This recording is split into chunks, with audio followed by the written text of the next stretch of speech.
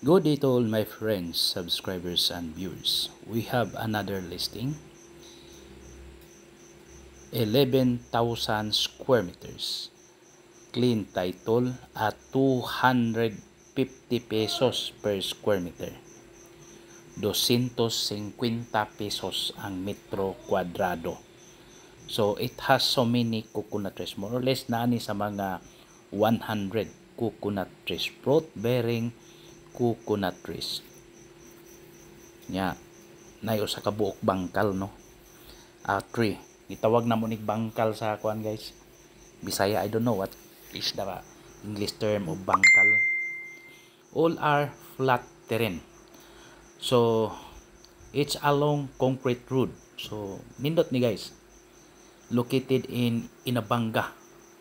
Somewhere in Inabanga, near highway. Dool ra gid pud siya sa highway, guys.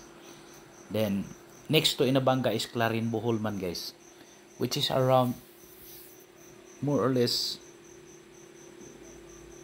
narani sa mga 20 minutes or less than 20 minutes drive from Tubigon, Bohol, and approximately 1 hour drive from Tagbilaran City. So narani sa mga 15 minutes yun, guys, from Tubigon, Bohol. Okay, duol ra magid siya sa highway. Ang water may wa na ko maklaro kay nagdali-dali mi aning time kay gahapon na napay gitan-aw usa ka area. Pero sige lang, there are neighborhoods man sad, no, na ay mga neighbor, so meaning nagay water system sa location. So flat terrain yun tanan, guys, all are flat terrain. Then ideal for residential and farming, pwede siya.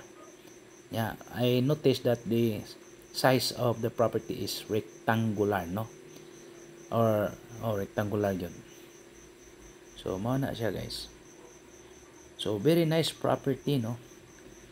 All are flat terrain. So 250 pesos per square meter. So naas mga 2.750. 2,750,000. So maybe negotiable, negotiate lagi na, guys. Let's kanang visit first kung moangay tani. Okay, for inquiries just contact me and please subscribe our YouTube channel. So mo ni ang highway, no. So dapit ra diha, dapit ang highway, guys. Okay, thank you and God bless to all.